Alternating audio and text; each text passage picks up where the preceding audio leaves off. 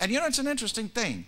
I lectured at colleges and so on, even at Harvard University back in the 60s. Harvard Medical School, Department of Psychiatry. They paid me. Because one of the doctors, the professors of psychiatry, heard my broadcast when I was at my little church in the south end of Boston, you know, then known as a healer and a miracle worker, and called the station, and the station was so glad. Oh, yes, yes, yes, yes. We want you to debate Reverend Ike on our daily forum. He said, well, put us together, let us meet. So we met. Lo and behold, he and I decided we were doing the same thing. Not only that, he was a researcher of healing shrines. And he said to me, he said, you know, I had a patient that had terminal cancer, and she said to me that when she went to such and such a church, it's a church that practices healing. I won't call the name, the scribes and the Pharisees may not be able to take it. But he said, she told me when she goes to this services at this church where they practice healing, she feels better. And I said to her, well, if you feel better, by all means go. You know, they couldn't do anything for her. And he said, my colleagues rebuked me.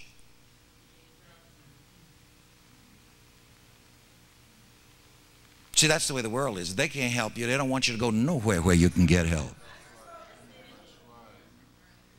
They're concerned about orthodoxy.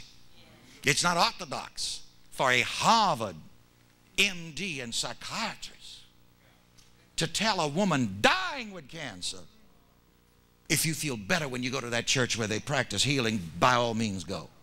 That's not orthodox. See, that was the problem with Jesus before when Bishop Jordan got me stirred up. It was not orthodox to say this day.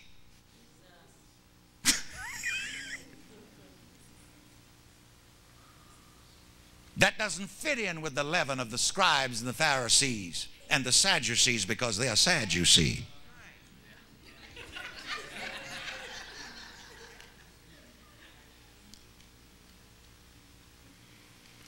Let's get rid of this deserving thing. Now, the Spirit tells me to do something because I know that's here. I want everybody in here who has any kind of trace of feeling that perhaps you don't deserve, stand up right now. Let's get rid of that. Come on. Look at this. I'm going to ask the two bishops to come and please stand on both sides of me. You see, they have their crosses exposed. We're going to cross out every undeserving demon, every undeserving thought. And you know, it's interesting. See, these are good people. Oh, yes.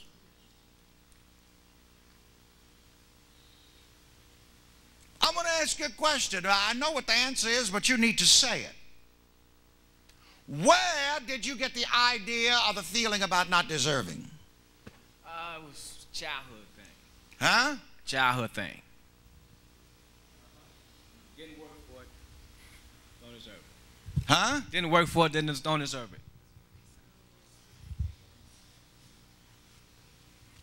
Where did you get any suspicion about not deserving? I grew up with it. I was just, I was trained in that way that, you know, I had to settle for a certain standard of living, and that's just what dark people had. And, you know, you were better off if you were just, you know, a preacher or a teacher, and you couldn't go to the higher things doing those things. And that's just the way I was brought up, you know. And it's part of a generational curse. You can see that right now. That's why Jesus said you must be born how? Again. You must be born out of that old human thought, that old religious thought that you don't deserve. Where'd you get that idea about not deserving? It's the same thing growing up, just trying to be perfect. You had to succeed, and if you made mistakes, then you weren't any good. Well, stop trying to be perfect. There's only one perfection, and you are made in that image and likeness of perfection. Don't try to create an other. Just let it be. Where'd you get that idea about not deserving? I don't know. I just keep telling myself that. Keep telling yourself that. Now you see, for she said within herself. Suppose that woman with the issue of blood had told herself, I don't deserve to be healed. You keep telling yourself that. Oh, I'm glad I did this tonight. I wouldn't want, you're not going out of here with that.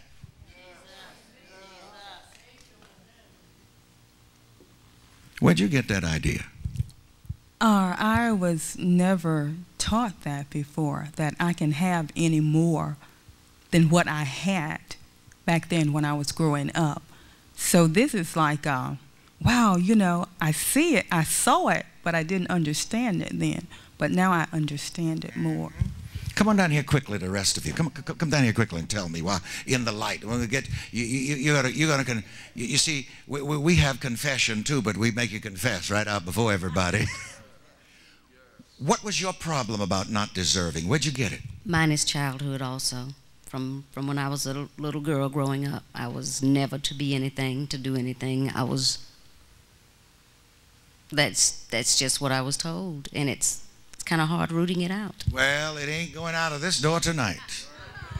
Come on down here quickly, the rest of it. Tell me quickly. Now, what was your problem about feeling undeserving? Well, when I was growing up, like everyone else, I was told that you should go to school, you should get your grades up, you know, study hard, work hard, and everything will come to you. And now when I work and go into different job situations, people around me who didn't work as hard, who don't have as much education, are doing the same level of income that I have.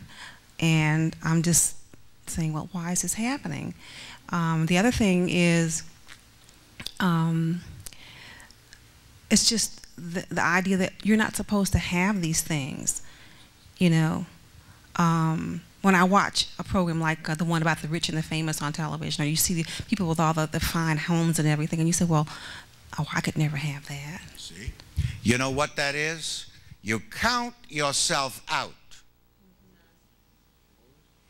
Say to everybody here, the person next to you, don't count yourself out. Count yourself in.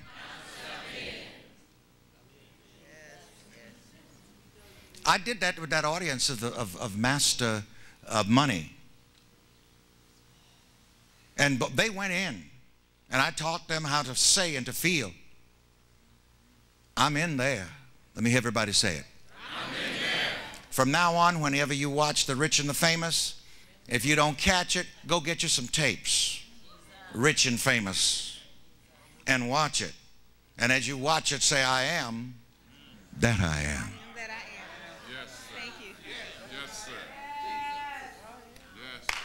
I'm in there. All right, what's been your problem about feeling undeserving? I've prayed for things out of a sense of lack. And since it didn't come to pass, even though I know I should be receiving things, the thoughts would come to me that perhaps it's something I did or something is hindering. I just don't deserve it. All right, I'm glad you brought something up. This is going to blow your mind. And I'm going to tell you the answer, but I'm going to confuse you a little bit before I do. God does not bless you either because you are so good or so bad. As a matter of fact, I'm going to tell you something. The bad folks,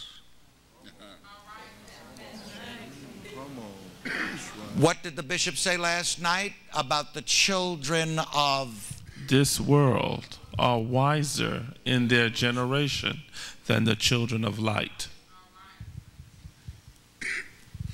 Please hear this and take it in love. One of the greatest hindrances to people's prosperity and having what God wants them to have is religion. The first thing that people need to be saved from is religion. I preached on the prodigal son one time, and I titled the subject something like, "The Feast for the Most Undeserving." Look who got the party. That's right. The bad guy. Come on.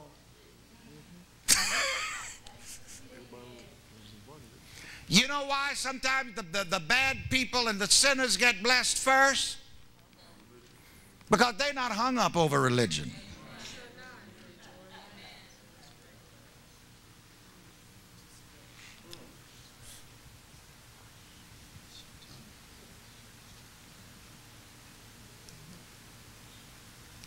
They are not hung up over whether they are pre-trib or post-trib. But I've already told them my position on that. I'm no trib. I already had enough tribulation. If I ever needed any, I had enough.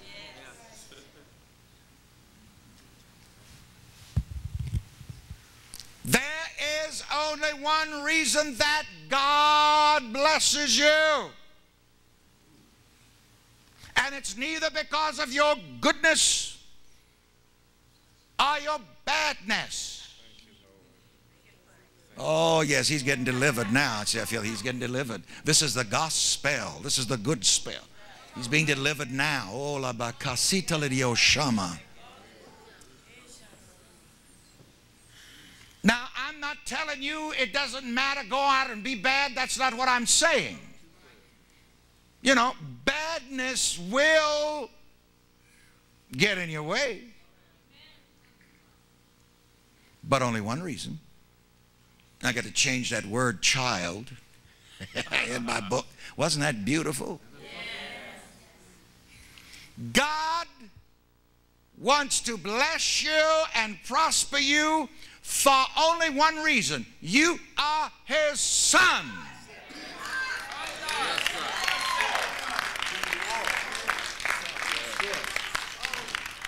There is no other claim that you have on God except I am the Christ, the Son of the living God. I am Jesus. But you see, you've been persecuting me.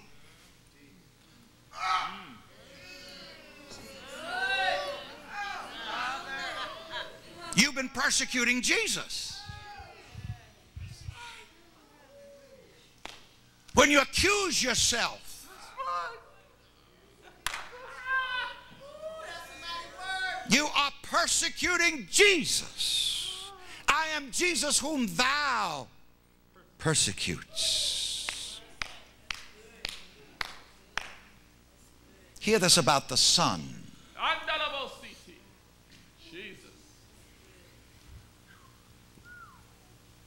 The only person that has a claim on the Father's blessing is the Son. And the only way you get those blessings is to come in the name of the Son. That's why my son walks into my room without knocking.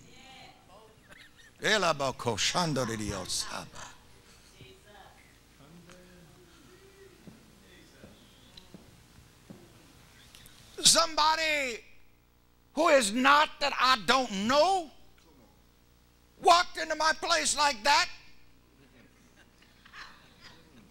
I'd do like the Baptists. I'd lay my religion down.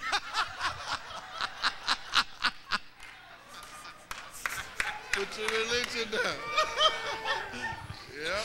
And dispatch him to glory or wherever he's going. But you see, he comes into my room how? In the name, the nature of the Son. I see him going out with my clothes loaded up in his arm. All the time. Yeah. You too? See it?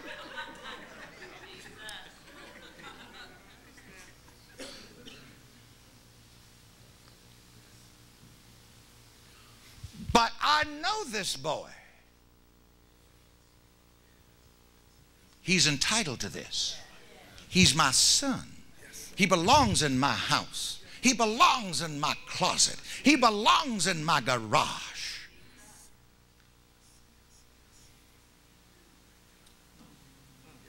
And he knows it. I know it.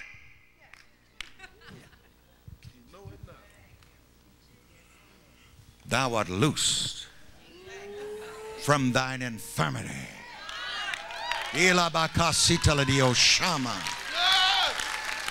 You know the truth and you are free.